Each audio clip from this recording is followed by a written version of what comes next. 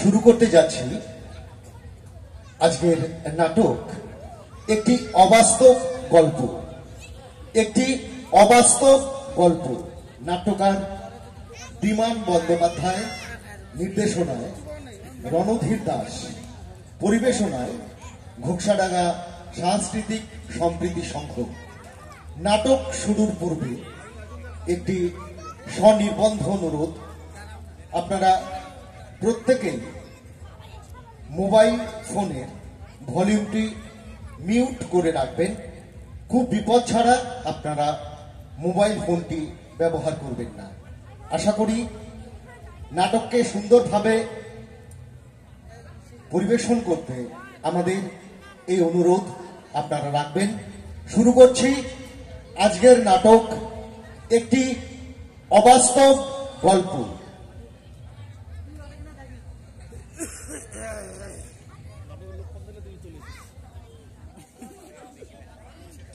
নমস্কার। একটা কথা প্রথমেই বলে রাখি, আপনারা আজ যে নাটকটি দেখবেন তার গল্পটি কিন্তু অবাস্তব। মানে বাস্তবে এই ঘটনা ঘটা কখনোই সম্ভব না। আচ্ছা, একটা কথা আপনাদের জিজ্ঞাসা করি, আপনারা কি মৃত্যুদণ্ডের পক্ষে? আর সে মৃত্যুদণ্ড যদি ফাঁসি হয়? জানি আপনাদের মধ্যে শতকরা 61 জন বলবেন হ্যাঁ, শতকরা 28 জন বলবেন না, এবং শতকরা 11 জন বলবেন জানি না বা ভেবে দেখিনি। তো আপনাদের মধ্যে যে শতকরা 61 জন হ্যাঁ বলবেন, তাদের যদি জিজ্ঞাসা করি, আচ্ছা ফাঁসি ব্যাপারটা সম্বন্ধে কোনো ধারণা আছে আপনাদের? মানে ফাঁসি কিভাবে দেওয়া হয়?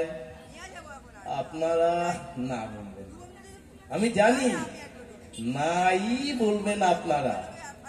কেননা যারা ফাঁসি দেন তারা পরে এসে তো বলতে পারেন না যে মশাই আমার এইভাবে ফাঁসি হয়েছিল। তাই বলছিলাম, চলুন একটা চান্স নেওয়া যাক। আজ একজনের ফাঁসি হবে, আপনাদের দেখিয়ে নিয়ে আসি। হ্যাঁ, ঘোকসাডাঙ্গার ক মণ্ডলের ফাঁসি হবে। আজ থেকে 5 বছর আগে এই কমণ্ডল তার স্ত্রী চাপারানীকে গলা টিপে খুন করে, এবং এই দীর্ঘ 5 বছর ধরে আইনের রথী মহারথীরা আইনের অনু পরমাণু ঘেটে কমণ্ডলকে দোষী সাব্যস্ত করেছেন এবং ওর ফাঁসির হুকুম দিয়েছেন। আজ কমণ্ডলের ফাঁসি হবে। এখন ভোর 3:30 কমণ্ডলকে স্নান করানো হয়েছে, তাকে নতুন ধুতি পাঞ্জাবি পরানো হয়েছে। জেলা সাহেব সস্নেহে তাকে জিজ্ঞাসা করলেন সে কি খেতে ভালোবাসে। সবাইকে চমকে দিয়ে সে বলেছে যে সে ভোরবেলা লঙ্কা পোড়া দিয়ে পান্তা ভাত খেতে ভালোবাসে। ভাবলুম ওই বেটার ছেলে সারা জীবন কিছু খায়নি, তাই সন্দেশ মিষ্টি রসগোল্লা খেতে চাইবে। তাই আমি বাজারের ওই সেরা দোকান থেকে ওই দই মিষ্টি রসগোল্লা কিনে নিয়ে আসলাম। আর ওই বেটার ছেলে বলে কিনা পান্তা ভাত খাবে ওই লঙ্কা পোড়া দিয়ে। এই সময় এই পান্তা ভাত পায় কোথায় বলুন তো ডাক্তার সাহেব? আমি বলছিলাম কি জেলা সাহেব, তো ভাতে জল ঢেলে দিলেই পান্তা ভাত তো হয়ে যাবে। অত সহজ? ফাঁসির আসামি তাকে যদি আমি চিট করি, গভর্নমেন্ট আমাকে জিত করে দেবে না? বেটা বেটা বেটা কি বিপদেই না ফেললো রে ভাই। বলছিলাম কি জেলার সাহেব, ওকে কি পান্তা ভাত খাওয়াতেই হবে? আরে আপনি যে কি বলেন ডাক্তার সাহেব, ফাঁসির আসামির শেষ ইচ্ছে বলে কথা। তাকে যদি আমি পান্তা ভাত না খাওয়াই, গভর্নমেন্ট আমার চাকরি রাখবে? কি কি বিপদে না বললাম বলুন তো। 25টা বছর সুনামের সাথে চাকরি করে অবশেষে কিনা ওই পান্তা ভাতের জন্য চাকরি যাবে। ও কি যে করি।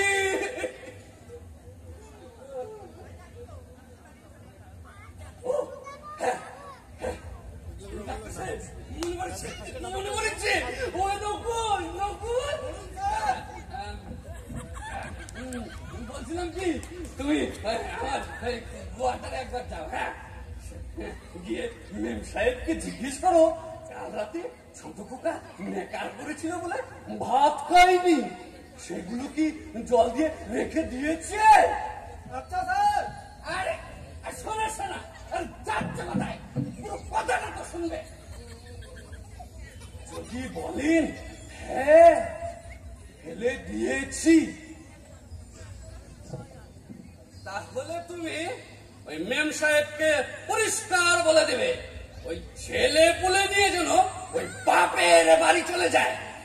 কেন না 2 দিন বাদে এই বড়বাবু ওই চাকরি খুইয়ে ওখানে গিয়ে উঠবে। আর শোনো,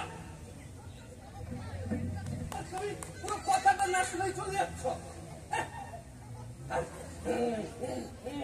যদি বলে যে না ফেলে দেয়নি, ওই ওই ওই জল দিয়ে রেখে দিয়েছে, তাহলে তাহলে ম্যাম সাহেবকে বড় করে থ্যাংক ইউ বলবে। হ্যাঁ, আর সেই ভাতগুলোতে জল দিয়ে থালায় সাজিয়ে নিয়ে আসবে, সাথে না সাথে ওই 4টে লঙ্কা পুরায়। আরে শোনা, যাওয়ার সময় আমার ওই অফিস ঘরটা ঘুরে যাবে, সেখানে ওই টেবিলের উপরে সাজানো আছে একবার দই, মিষ্টি, রসগোল্লা, সেগুলো নিয়ে না মেম সাহেবকে দিয়ে বলবে ছোট খোকাকে খাওয়াতে। হ্যাঁ, আচ্ছা না না না না না না, শোনো শোনো শোনো, এখানে চুপ করে দাঁড়াও তা। দইটি না দিতে বারণ করবে, বুঝলে? দইটি দিতে বারণ করবে, সেটাকে না ওই গোল করে রাখতে বলবে, সেটা গিয়ে আমি খাবো।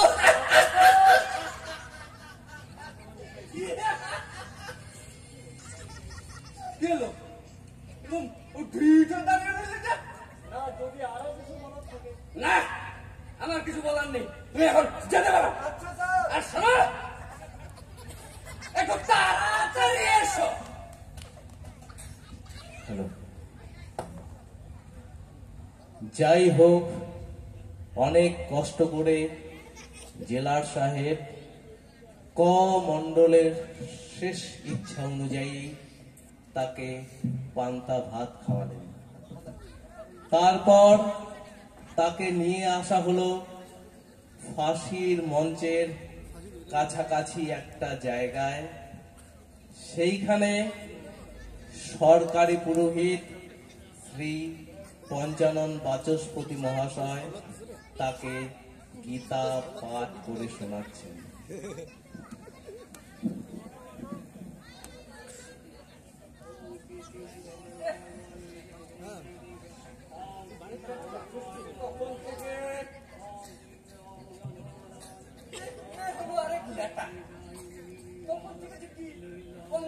করেই যাচ্ছে, ঠিক ঠিক ওই 4:55 ঝোলানোর কথা।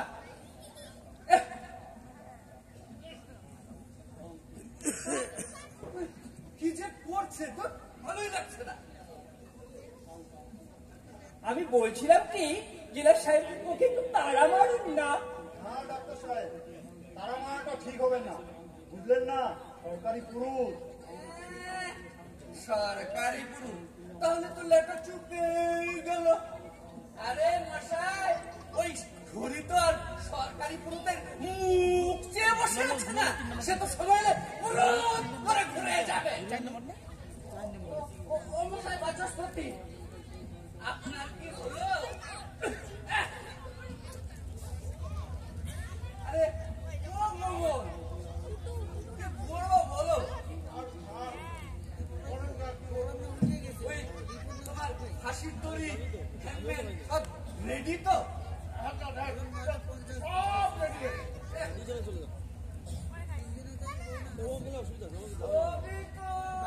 ঠিক আছে।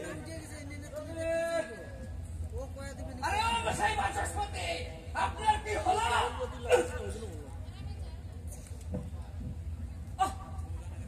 আপনি তো অত্যন্ত ব্যক্তি দেখছেন না, এক চালক বড় বাড়ি চলে যাচ্ছে, তাকে আমি একটু ঠাকুরের নাম শোনাচ্ছি। ঠাকুরের নাম শোনাচ্ছে? আপনি ওর কানের গোড়ায় বিড়বিড় করে ঠাকুরের নাম শোনাচ্ছেন না আমার নামে কিস্তি দিচ্ছেন? আমি কি দেখতে গেছি? যান, তাড়াতাড়ি করুন, যান, যান।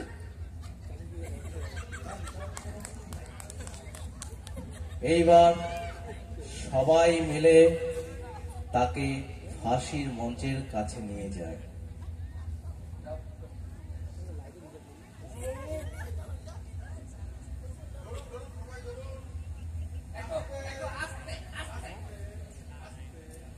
ফাঁসির আসামি বলে কথা, শেষ দিন।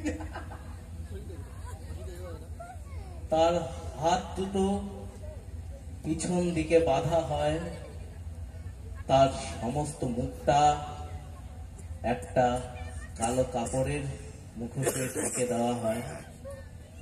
জেলা সাহেব ক মণ্ডলের অপরাধের পূর্ণ বিবরণ তাকে শুনিয়ে দেন এবং মহামান্য আদালতের যে রায়ের ফলে তার মৃত্যুদণ্ড হচ্ছে সে রায়ের পূর্ণ বিবরণটি পাঠ করেন।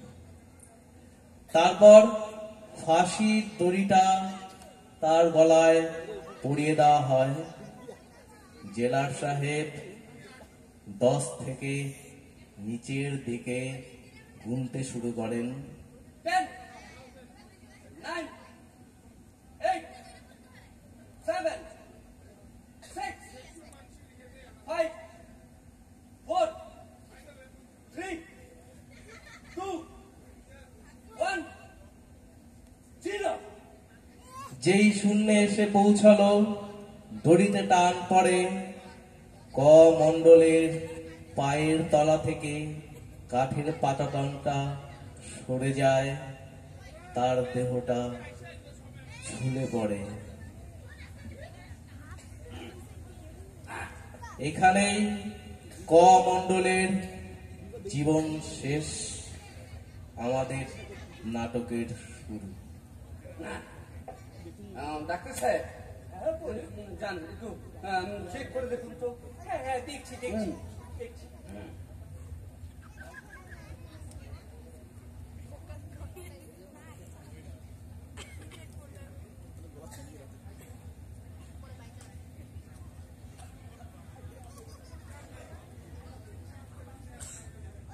My God! He's still alive! Impossible! Absurd! Yes, I sure he's still alive!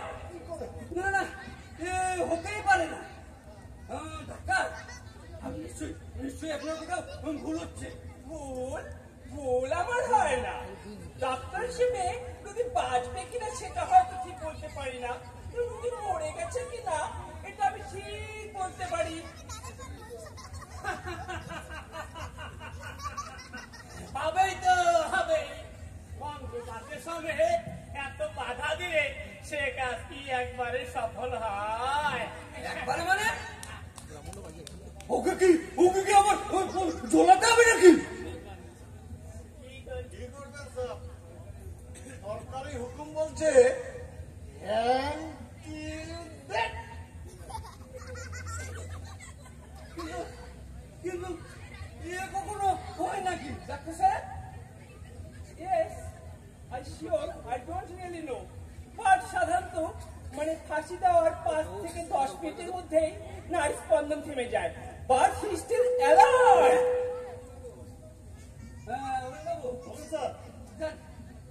ওই লাশটাকে একটু নামানোর নামানোর ব্যবস্থা করুন। Well, Judge Sahib, you cannot speak a lot. He is still alive. আরে তুমি মশাই একটা কাজ সুস্থভাবে করতে পারে না, আর তখন থেকে বলে যাচ্ছে স্টিল আলাই স্টিল আলাই।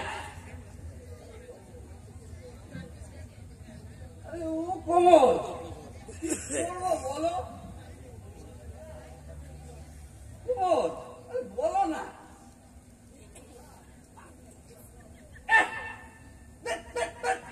তোমাকে বলেছি অফিসে এসব এসব করবে না। কিছুইটা বুঝতে পারছি না। আচ্ছা যাও, একটা কাজ করলে হয় না? কি কাজ? সবাই মিলে ধরাধরি করে আর একবার ফাঁসির দড়িতে লোক নিয়ে জোরে জোরে 3-4 বার তোমার বাবু তাতে আইনে আটকাবে। আইন বলছে যে যে লোকটা ফাঁসি হচ্ছে সে তার মৃত্যুর পূর্ব মুহূর্তে জেনে যাবে সে কি অপরাধ করেছিল, তাই তার ফাঁসি হচ্ছে। বুঝলেন না? ওর তো কোনো জ্ঞানই নেই। আচ্ছা, তাহলে কাম করলে হয় না। যত দিয়ে জ্ঞানটা ফিরিয়ে এনে যায়, তাহলে আমি প্রথম থেকে আবার মন্ত্র পাঠ করে শোনাই। প্রথম থেকে মানে ওই ওই পান্তাবাদ থেকে? আই এম সরি, আমার বাড়িতে কোনো পান্তাবাদ নেই। না না, প্রথম থেকে করার কি দরকার? কোন রকমে ওর জ্ঞানটা ফিরিয়ে নিয়ে এসে ওকে রায়ের বয়ানটা শুনিয়ে দিয়ে ঝুলিয়ে দিলেই চলে। আর কি আমি কি এখানে ঘাস কাটতে আছি যে আমার একটা উপরি বানা মাঠে মারা যাবে? সেটা আমি হতে দেব না। আপনারা একটা কাজ করুন, ওর জ্ঞান ফিরিয়ে আনুন। দরকার হলে আবার আমি প্রথম থেকে মন্ত্র পাঠ করে শোনাই। দোহাই মশাই, আর মন্ত্রের কোনো কাজ নেই। আপনার ওই অঙ্গন্তম সংস্কৃত শুনে হয়তো ওর প্রাণটা বিরতি যাচ্ছে না। আরে ও ডাক্তার সাহেব, বলুন বলুন, দেখুন না কোনোভাবে যদি ওর গেমটা একটু ফেরানো যায়। ঠিক আছে, আমি 5 মিনিটের মধ্যে করে দিব। দেখুন দেখুন দেখুন দেখুন।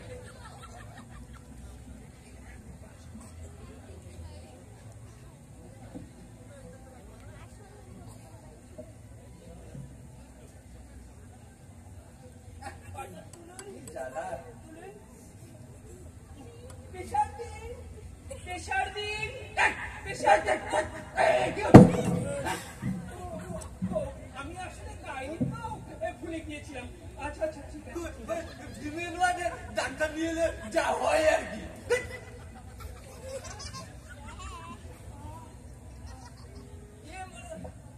মারজুয়ানা, এসপিরেশন, আর্টিফিশিয়াল, হার্টের রুগী, হাত বন্ধ, এমনি করে, হাতটাকে তো চালু করে, এসে জ্ঞান এসে গেছে।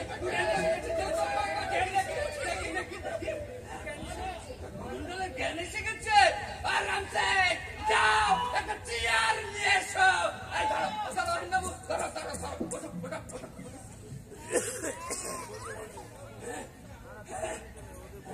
জ্ঞান এসে গেছে, জ্ঞান এসে গেছে। ডাক্তার সাহেব বলুন। জ্ঞান এসে গেছে। এবার ওকে বোঝান। চাপারানিকে গলা টিপে খুন করেছে, তাই আমরা ওকে ফাঁসিয়ে দেব। ঠিক আছে, ঠিক আছে। ভাই কমন্ডল, আমার কথা শুনতে পাচ্ছ? আমার কিছু বলছে? হ্যাঁ ভাই, তোমার নাম কমন্ডল ভাই। ওই, আমার তো কিছু মনে পড়ছে না। মনে পড়বে ভাই, আমার সাথে কথাবার্তা বললে মনে পড়বে। আরে এখানে কেন? তোমার যে ফাঁসি হবে ভাই। হাসি কি? হাসি হাসি হইল স্বাস্থ্যসম্মত উপায়ে গলায় দড়ি দিয়ে ঝোলানো। আপনার ওই ফুট কাটাটা কি বন্ধ করবেন? ফাঁসি মানে হচ্ছে ভাই হ্যান্ড স্টিল ডেট, মানে তোমাকে আমরা আমৃত্যু ঝোলাবো। আমার ঝোলালে কি হবে? তোমাকে ঝোলালে তুমি মরে যাবে। মরা কি? মরা মরা হইল বেঁচে না থাকা। তাহলে আপনি বলুন, আমি চলে যাচ্ছি। দেখুন মশাই, আর আপনি যদি ওই একটাও কথা বলেন না, তাহলে আপনাকে এখান থেকে জোর ধাক্কা দিয়ে বের করে দেবো। ডাক্তার সাহেব, কন্টিনিউ। মরা মানে বেঁচে না থাকা। বাসা কি? বাচ্চা মানে বাচ্চা। এই যে আমরা যেমন বেঁচে আছি, আমরা কি বেঁচে আছি? লেও ঠেলা, এখন কি উত্তর দিবেন দাও। Sorry doctor, sorry sorry sorry. অবশ্যই বেঁচে আছো ভাই। এই যে তুমি প্লাস্টিকের চেয়ারে বসে আছো, ব্যাটটা ছাতুয়া তো ছাতুয়াই, অফিসে এতগুলো সার পোকাওয়ালা চেয়ার, একটা সার পোকাওয়ালা চেয়ার এনে দিতে পারলো না। ওই সার পোকার কামড়ে কামড়ে ব্যাটা বুঝতে পারতো ব্যাটা বেঁচে আছে না মরে গেছে।